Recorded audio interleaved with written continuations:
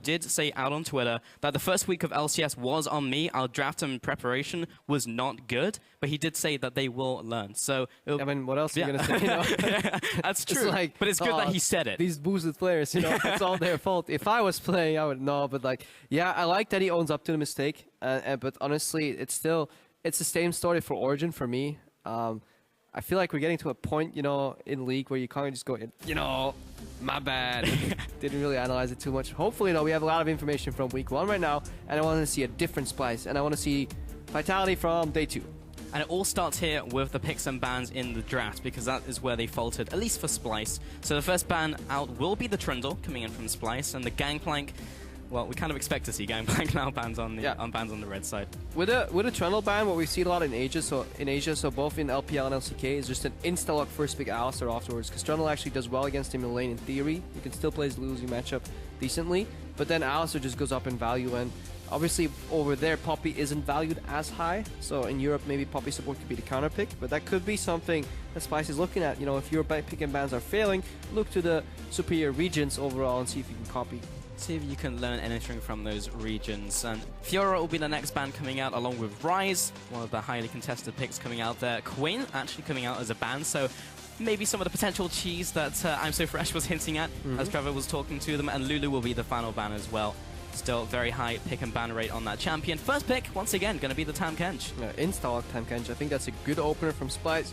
I like the reaction here from Vitality with Kalista and Graves. Graves, super strong jungler. Maybe even top laner, so he can actually push in the Tahm Kench over and over, hopefully get out of there. And Splyce, they have answers available though. They can pick Poppy support to completely annihilate the gap closers from both Graves and Kalista overall, or they can just go with what I consider very meta picks here with the Alistar and the Elise.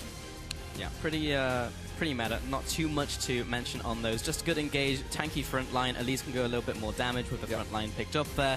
Nukezog instantly locking in the Morgana though, so can be a flex. Interested to see where that one goes. We actually saw a Morgana mid yesterday. Yeah, so if that Morgana goes to support, it's actually tricky. Kalista Morg lanes pretty well because obviously double range and poke, but a good dual lane with Alistar should be able to lose that lane gracefully.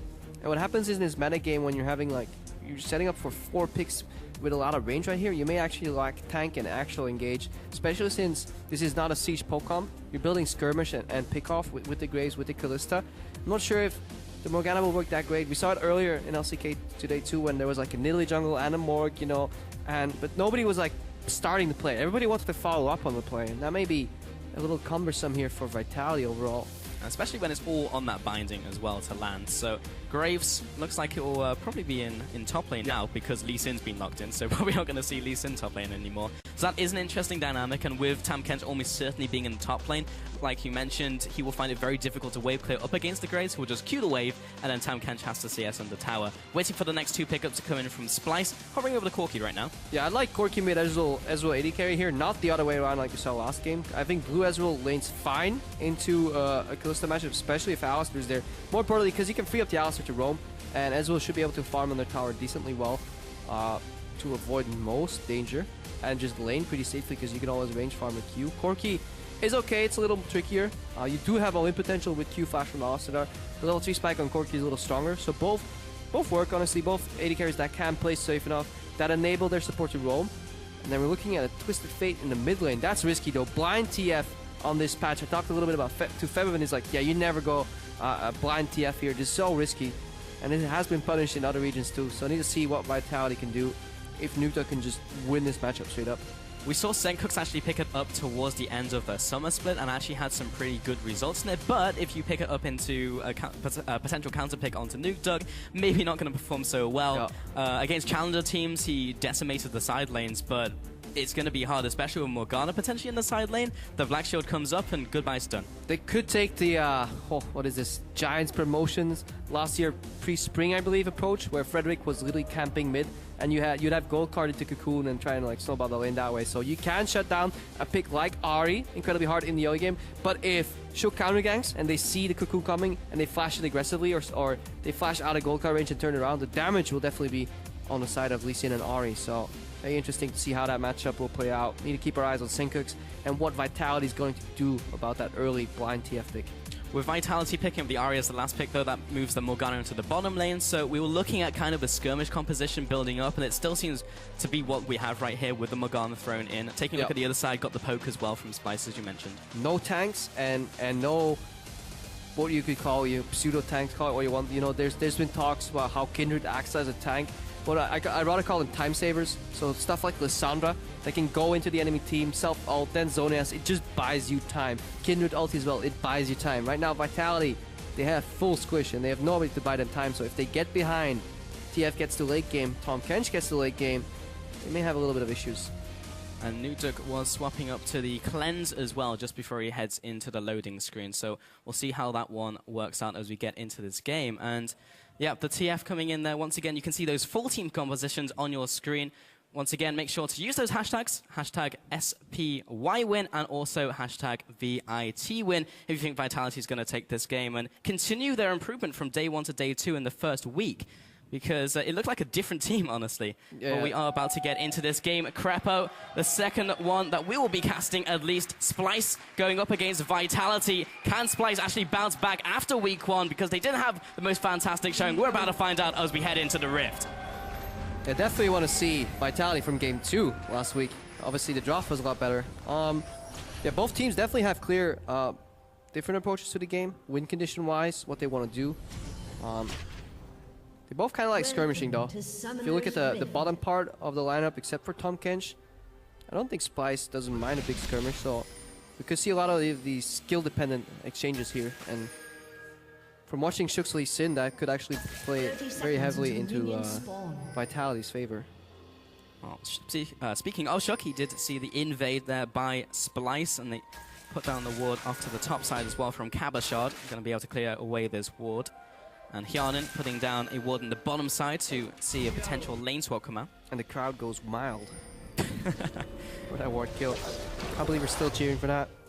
Kalista Morgana basing. Taking a look at the matchups. Minions have spawned. Kalista Morg should be able to push in Corki Alistar. At least put some pressure. It all depends on the binds. Q-Flash is the answer there. If you look at mid lane, Ahri should have pressure on TF early in like the first 2 levels, I feel, but eventually it's hard to judge, actually. I feel like whenever I see a TF, he can push if he wants to, but he overextends really hard. It's need to see which player actually wants to push. But definitely once the junglers get in there, double CC, of which one is like targeted CC, is incredibly hard to deal with for Nukeduck, and that's exactly why he's running that cleanse. Vitality hit the lane swap there as they were just floating around the mid lane and then only went through the wards that they knew were placed down just a little after. So now they're heading into the top lane, and Splyce already had the bottom lane in the bottom lane.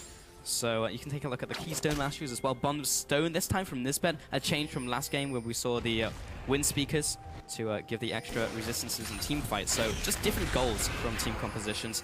Yeah, Bond of Stone may actually have a bigger merit if you're looking at situations where Vitality might not actually group that much, but be more in skirmish areas, and you don't really want to buff resistances, whereas opposed to you just want to soak as much damage as you can, avoid assassination.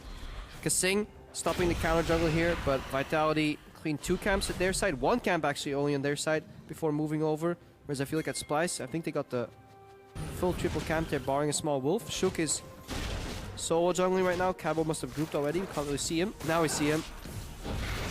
Yeah, there he is in the top lane. Does a lot of damage to towers early as well. So a bit of a trade-off here. Vitality, they rather have the lane swap go quickly, get the tower that quickly, bounce the wave, whereas Splyce, they got more jungle camps overall. So overall experience gain maybe ahead of them, but the tempo is on the side of Vitality. Nisbet and Cubby pushing it down here, just waiting for the minion wave to arrive before Wonderwear heads towards the tower and starts licking it down.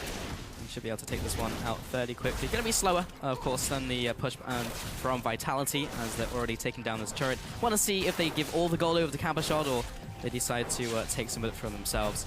Looks like they will back away. Actually, interesting. This must have been a failed predict here from the Vitality lineup, because in theory, Graves is a push in the top lane that likes to just farm, get a lot of CS, and just tries around pushing the enemy and whittling away at the tower. As well, if you look at Splyce's side, TF likes a big map. He likes long lanes because it gives him more places to teleport to. So I believe that all that information in combination with the fact that Splyce also had the losing bot lane, that this was a fail predict from Vitality, but they just made it work. They still went pretty okay Yeah. at the end of this lane swap. But Trashy did manage to take away that buff as well, just in the bottom side, having the numbers there. And now Hjarnan will head into the bottom lane. Kasing going to be a little slow there, but may look to put down his pink ward, maybe in the middle lane, maybe a defensive one, or just put it in the river as well. Actually, level 1. Just want to see where this pink ward goes down. Yeah, still level 1 because he did take the gold from the tower, but didn't get the experience from the mini wave as it went out. So yeah, we see the standard lanes up here. The mini freeze, and now technically Cabochard should push out this wave in the top lane because he knows there's likely a bot lane coming his way and he'll get denied or even dove in the top lane. So he could actually just cash in with a lot of experience here. And if he pushes this lane and Splyce decides to freeze, it's fine for him because freezing in this meta just gets punished super hard. So he takes a little bit of CS, pushes the wave back. I like that as opposed to just, oh yeah, I can freeze this lane. It never works because they're either push you off or look at who's coming here. Nispeth is coming, Trashy is coming, Cabo was aware. He cashed out with a lot of CS, and that puts him in a big advantage compared to Windleware. And this is where you reap the benefits of that tempo in the early game. This is why you want to be the first guy to kill that tower, because it helps your top laner get ahead. And ahead he is 21 CS to 7. Bottom tower now going over to Vitality. Nisbet in the top side will also push this tower with that triple man stack. Going to be a little slower than the bot side once again, so still maintaining the tempo. Vitality are slightly ahead. Cabochard, I want to know where he goes in terms of item build as well in the top lane. We've seen a lot of variation. One in the jungle grade, also in the top lane. Ghostblade has seen some play. Also, so has the core of Maw and Sterak's, which makes you literally impossible to burst from any mid lane. It's a mid laner's nightmare. Yeah, definitely haven't seen too many Graves tops. I like that they're bringing it out. I wonder where he's going to go now. So this is all nice and well, but these towers will even out, and it will leave the map open. So we need to see once Senkux hits level 6 what he can do, or if Nuketo's actually going to put pressure and roam himself to make some plays. Vitality do seem to have a better grasp of the lanes up overall, but because of the extra jungle taken early by Splyce, the gold remains exactly even. It's just divided a little differently. And Hjarnan and Shook head back into the top lane. Shook going towards a warrior enchant, so still this skirmish team we were talking about in Champion Select, just gearing up for that and trying to take some of those mid-game fights. And Senkux is now level 6, along with Nukeduck, so will he make those proactive plays? Or will he find the opportunity to? Because in the top lane, it's going to be 3 versus 1, so can't really jump up there. Yeah, we've seen that Wonderware does not play well from behind. But he needs to yield that wave right now, and he will get a big push coming up to tier 2 in the top lane, and he will need help farming up. If he gets denied that big wave that's massing up right now in the top wave, that will probably be a crucial point for the game. So we'll need to see Nispeth hopefully base. Maybe it takes long enough for Koiki to base and pick up a package. I don't know exactly when it spawns, but he will need some assistance. And the Herald going over to Vitality as well, happening to be on the top side of the map because of the lane swap and how it all shook out.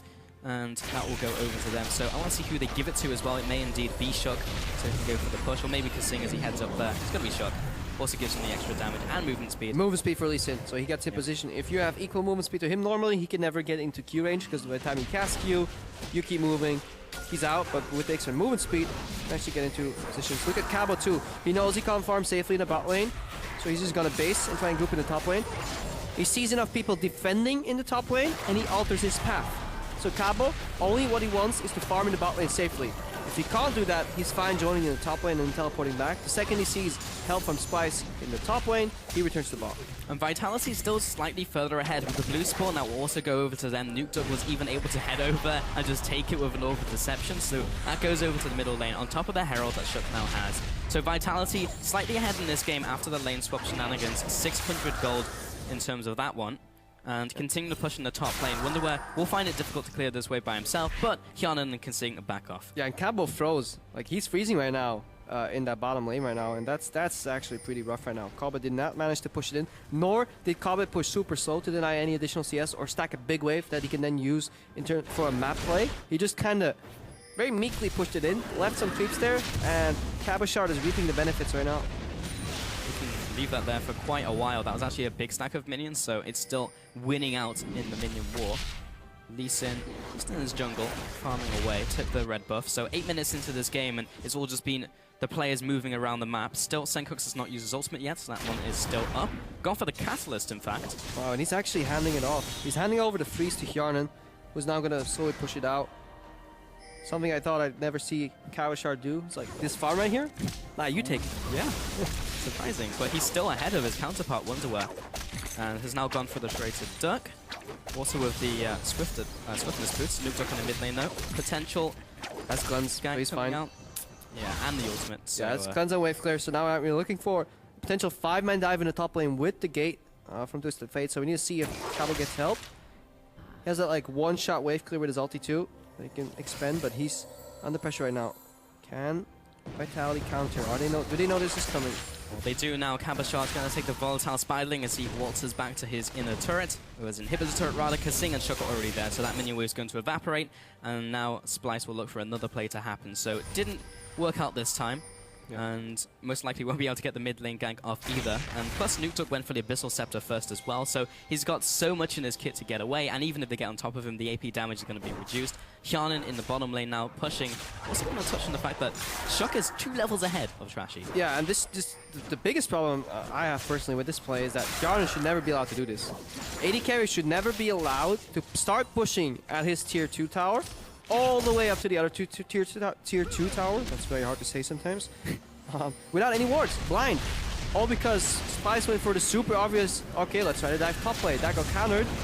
Meanwhile, Shook can invade this jungle pretty much blind because he has support from his teammates. Splyce are playing from behind when they have a global ultimate in the mid lane with an Ignite TF. This is the time where they should have those proactive plays, Yeah. because the package just got picked up as well by Copy. Or just predict the fact that, hey, look at Kalista, he's alone in the bot lane. Let's just not try to dive at Graves. Maybe that's a recipe for disaster. Let's just focus on getting Tahm Kench with his ultimate, get behind Kalista. Twisted Fate comes in, he's dead. Suddenly you have the map under control. You can start making these plays.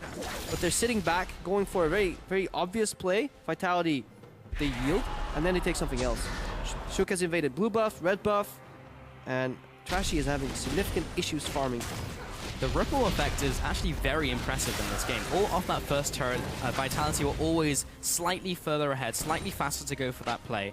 And also theirs worked out as well. Nukeduck getting another blue as well, so he's had basically 100% uptime on his blue buff. Yeah, and it gives him mid lane control, it gives him the CS advantage. He has now built Abyssal, so even if he gets comboed by Gold Card into Cocoon, he likely survives long enough that 3 ulti stacks get him out. Kasing baiting Cocoon, has Black Shield.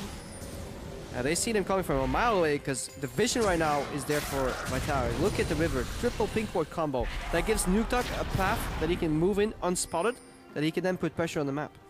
What type of situations are we looking for Splyce to get into? Because maybe if they get a pick onto Nukeduck, or Nukeduck gets a pick the other way around, that's so confident. much damage. He knew exactly where that Cocoon's going to end and then trades back. Like, look what Nukeduck just did. He annihilated a triple gank, still has pressure in mid lane. That's a red card, that's the wrong one.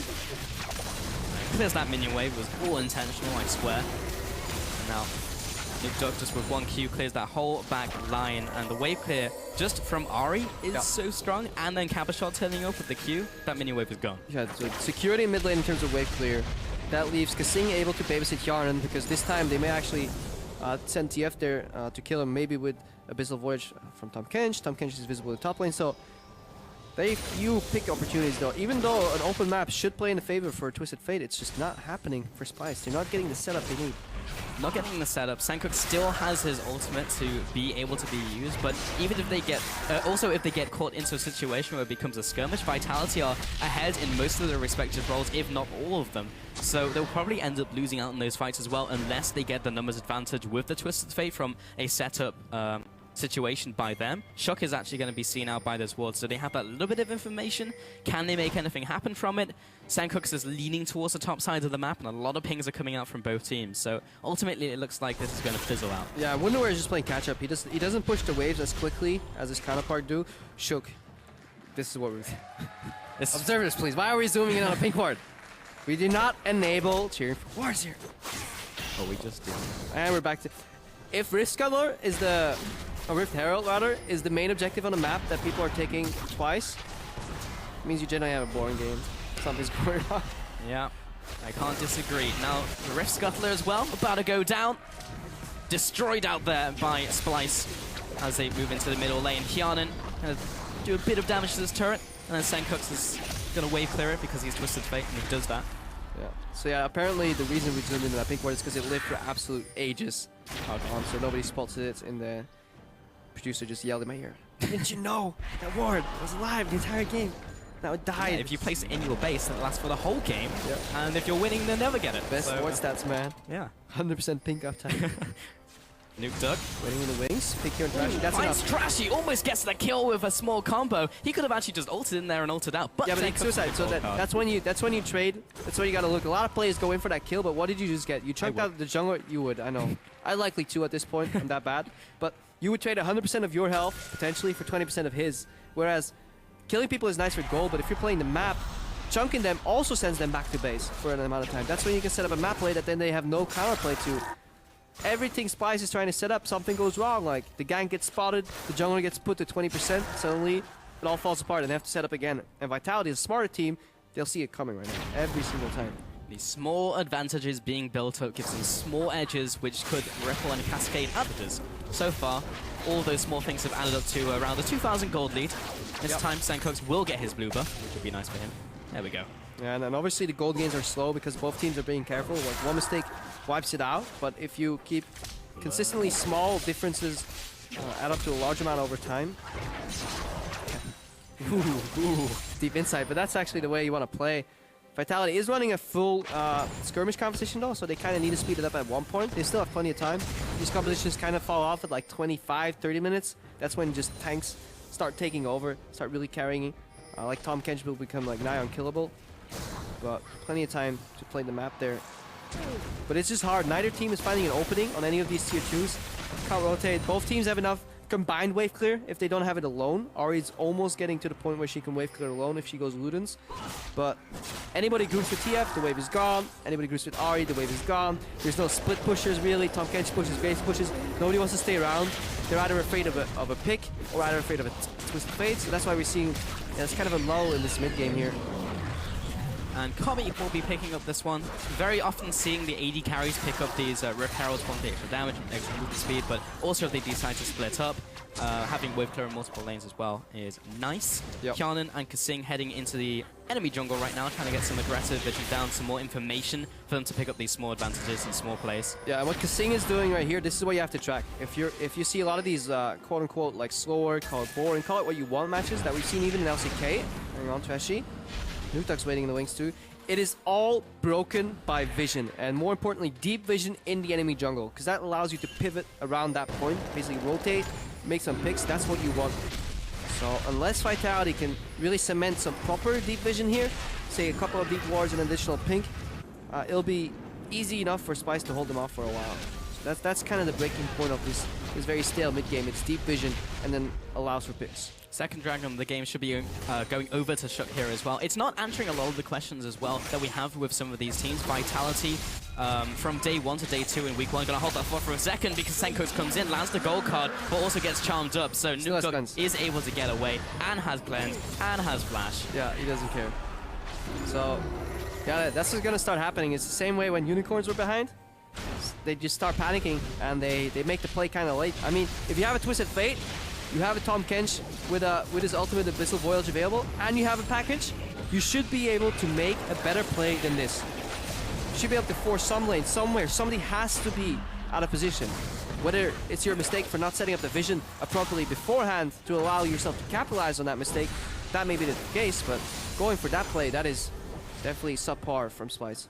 And as Splyce group of mid lane, Vitality do the same, instantly clear out the minion wave, and we've had 2 towers go over to Vitality versus those 2 towers from Splyce. Maybe this will start changing now as the mid lane push comes in. Vitality grouping right now, big wave in the top lane. They want to use that wave to their advantage. So they're giving over farm and experience to Splyce a big juicy package, but they want to siege mid here, 4v5.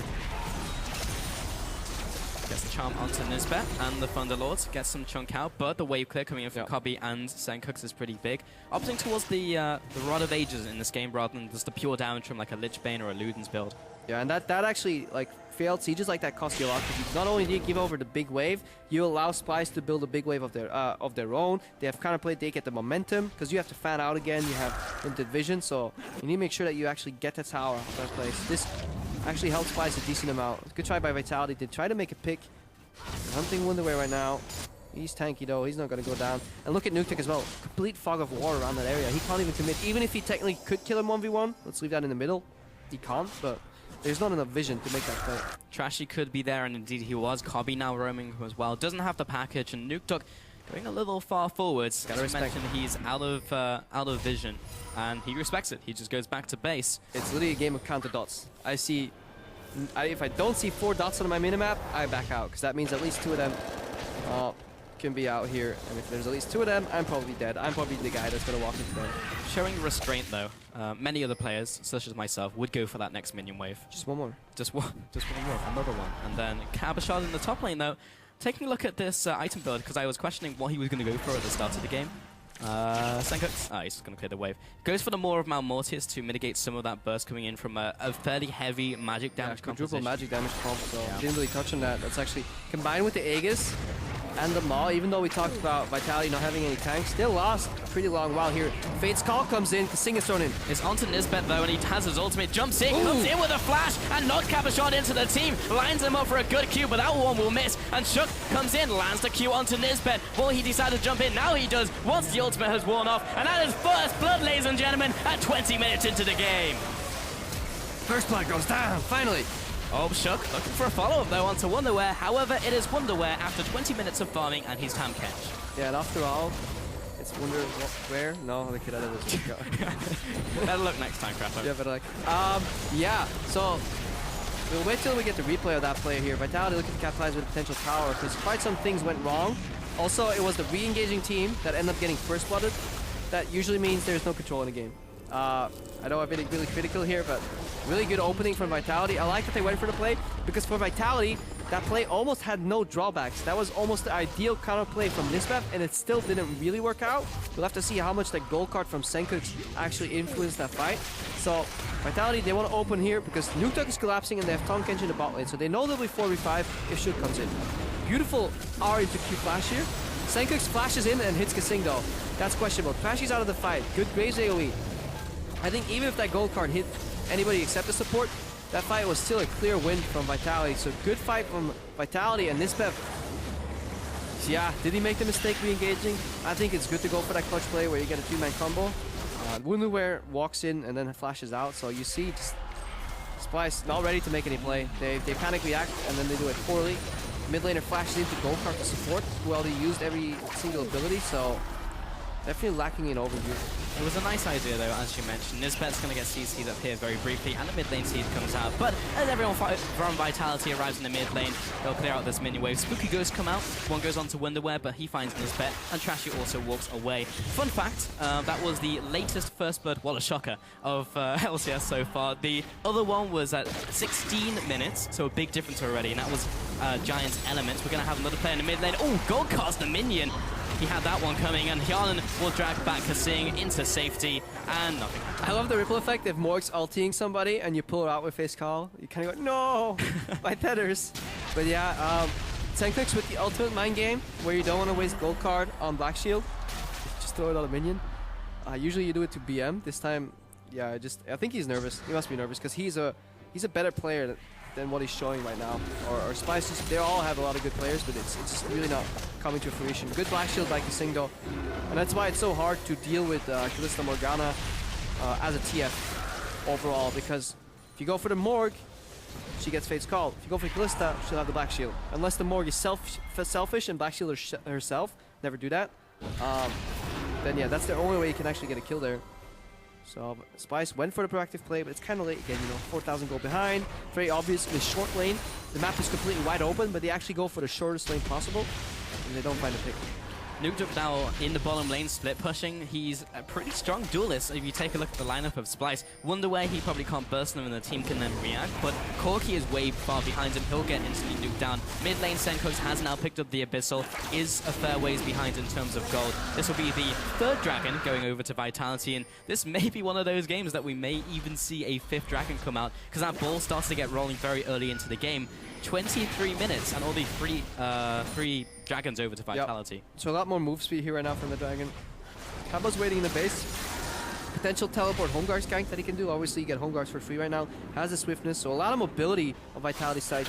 Kamba is sporting the package though, so he's looking for a play. Spice is looking to group in the top lane. Nobody left in the mid lane, so they're actually looking for a pick or a dive in the top lane here, trying to force something with that package. We see Kasing here, and we see a lot of numbers, but the one you should watch here is 12.0 average pink wards per game. So Kasing really making use of those really strong pink wards. So if you want to be like Vitality and you want to be like Kasing, buy more pink wards and place them. And he's bought 6 pink wards this game compared to Nisbet's only 2. So even in this matchup, he is placing way more wards than his opposition. Obviously, and we'll get into that later, Shook goes in. Vitality looking for a gauge. Black Shield on Shook. Nothing happens, so I can tell my story. There's an upper limit on that. If you're buying too many pink wards, you probably want to learn how to place them better. You have to look in depth if Kasing is just having very poor pink ward placement, but I doubt it. But yeah, the strength of moving your pink wards around is seriously underrated. Especially as the game develops. If you're getting an advantage, you want it to be deeper. If you're falling behind, you want it to be closer into your jungle. Sounds kind of obvious, but... Hey man, everything sounds obvious once it's explained. It's just hard to piece it all together in the game. Right. A lot of these concepts are super easy once explained, and when you have all the vision. To do it in the game under pressure, a lot harder.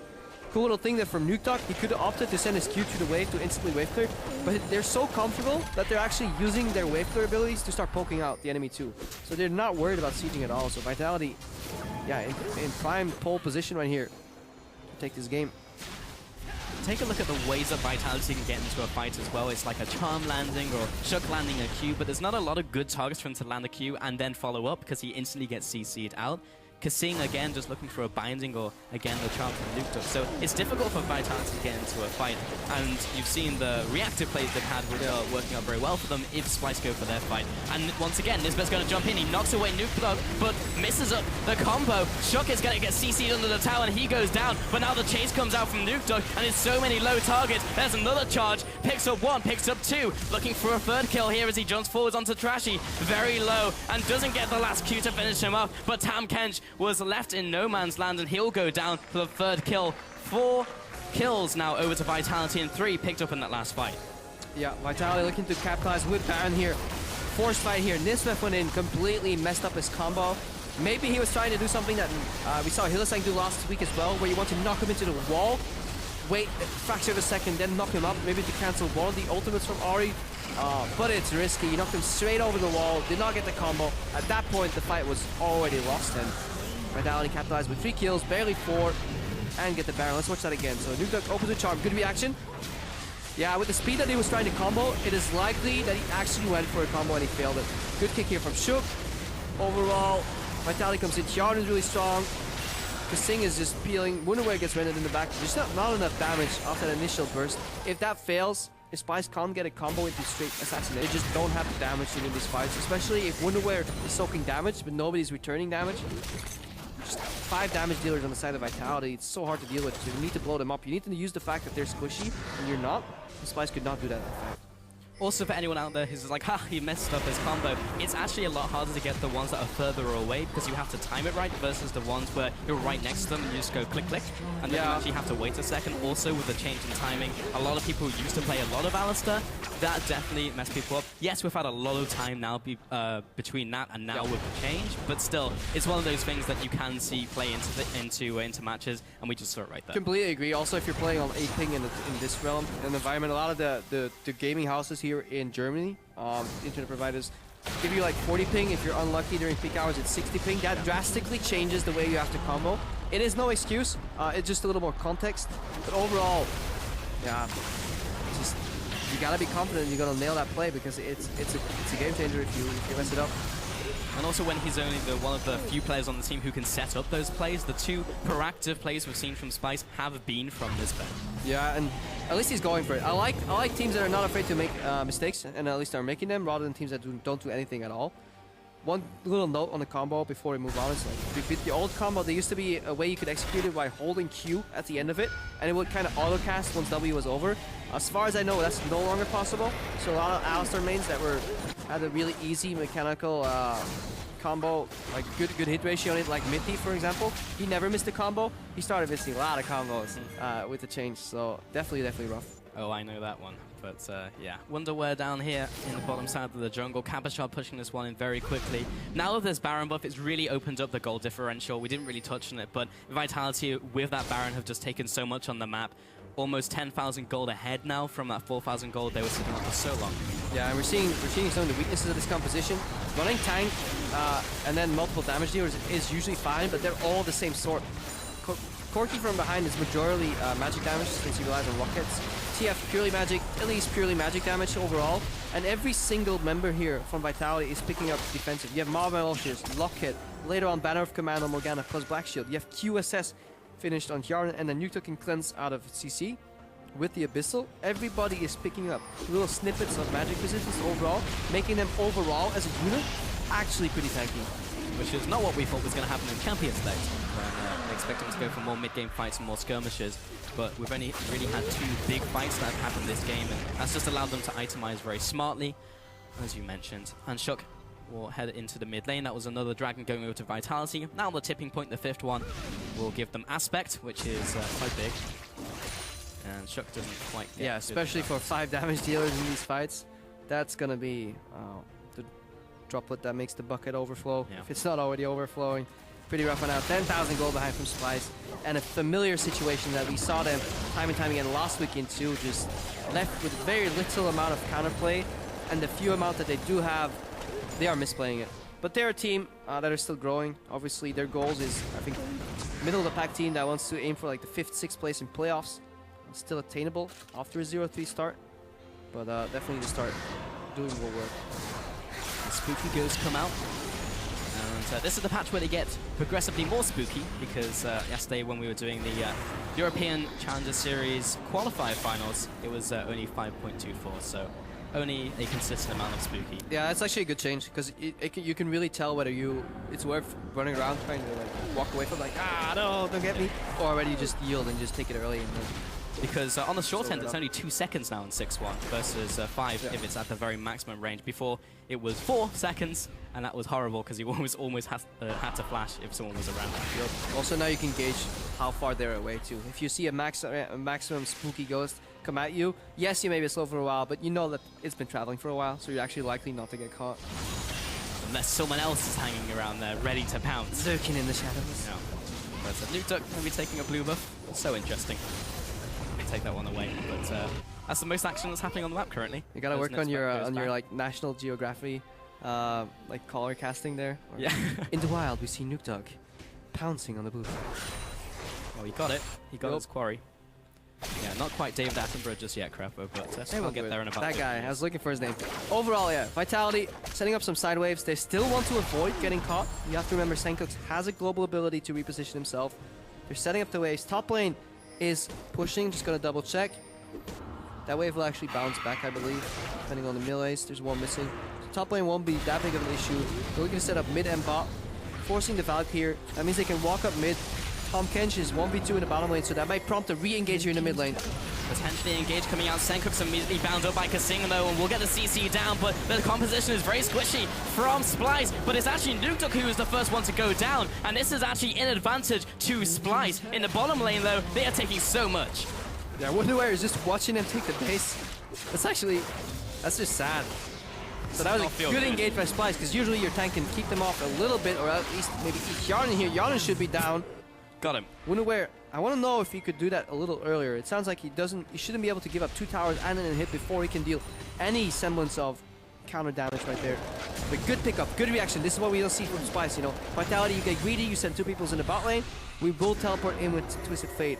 The Black Shield was selfishly used by Kasingamo himself. He could have used it on Shook, which could have been a disengaged kick. That it ended up costing Nuketook his life. So it's funny how that snowballs, but really good move there from Splice. But ultimately, that was 2 kills for an inhibitor turret and an inhib. Oh, still worth it. But it was the best play they could make in a losing situation.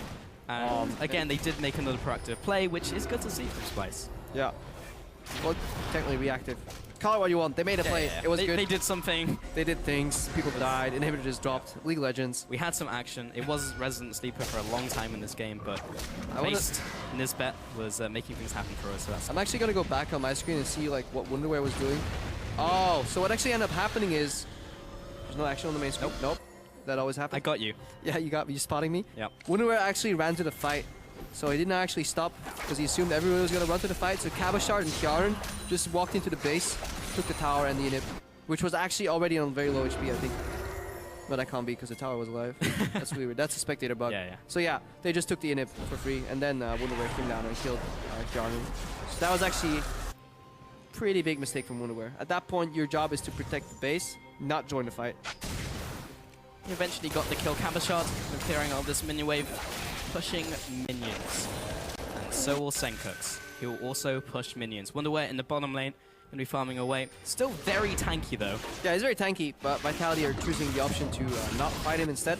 Vitality can repeat the same process they did earlier. So they did a 4-1 or a 3-2 push there mid to bot lane, because bot lane is already pushing right now. They can repeat that same process and in the process get vision control around Baron. So this is probably the winning play for them, where they get deep vision in the enemy blue jungle. They deny any vision from Splyce. They use the Fog of War to either create a pick or get to Baron, and then they go 4-1 split push to seal the deal.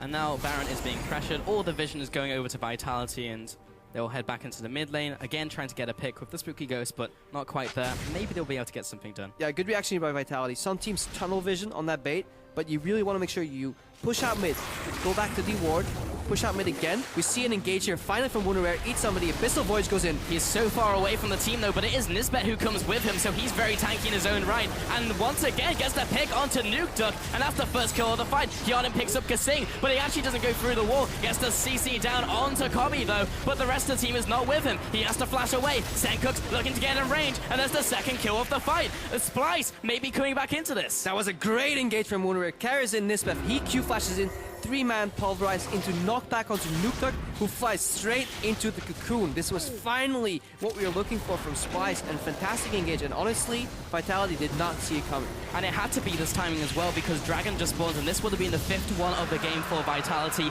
now denied for Splyce. But this fight usually leads to a Baron. Right now, Vitality had 5th Dragon pressure, so Splyce had to opt to take that off the table first. They may head to Baron right now, but with death timers approaching, 15 seconds, they can't actually capitalize. They get a first Dragon, which is great, but they could have had a Baron if they managed to sneak at least one Dragon earlier in the game.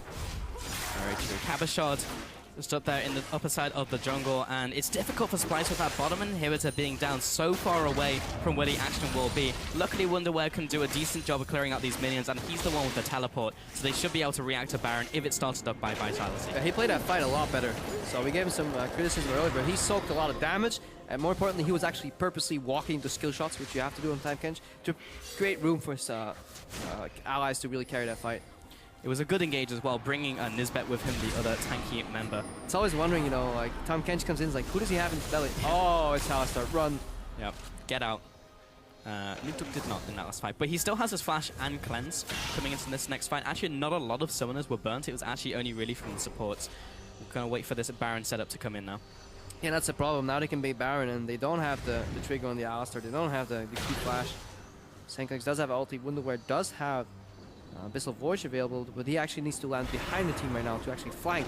But in that instance, if then Vitality charges forward, you're also screwed. So really, really tricky. Team's inhibitor is respawning soon. That was not the package? Was that the package? That was the package, That yes. was the package. A waste of a package. It was unfortunate because he got hit by the Spooky Ghost, and with Vitality closing in, with a lot of flashes available and the kind of threat range being very wide from Vitality, he had to use it defensively. Vitality looking for a setup here in the Baron pit, but with Elise, Spiderling coming out, they're just going to read that one. Yeah, Wunderwear split pushing in the bot lane. So that's a good bait though. Trading one bait opportunity without losing anything on the other side of the map for TF ulti. They can just push out mid right here, zone with the Spooky Ghost, zone with the binding. That's going to be some poke that forces the ultimate on Nisbeth. Has to use the ultimate with the CC chain coming in. And then they go back, they bait again, and this time there's no TF ulti available. Splyce did not move in far enough to place a lot of wards. Vitality can use the Fog of War to their advantage. And they just surprise Splyce maybe, but even insta-starting it. That's risky though. Now the Abyssal Voyage play can't really work with Nisbet, but they're already in range. Maybe they can get a pick onto Wunderwear, but he is very tanky. Will be going to Grey Hell. Now Trashy and Kobbe come into the fight, but is it too late? Because the top laner is down. Repel comes up. Nisbet only now combos, but he has no ultimate from the last play. Senkux has to try and get away, along with Kobbe, but only the carries are alive. He has to burn his flash, but they're on the wrong side of the map. 3 for 1 over to Vitality. That's bold. Engaging on the Tahm Kench instead of the 4-man flanking party.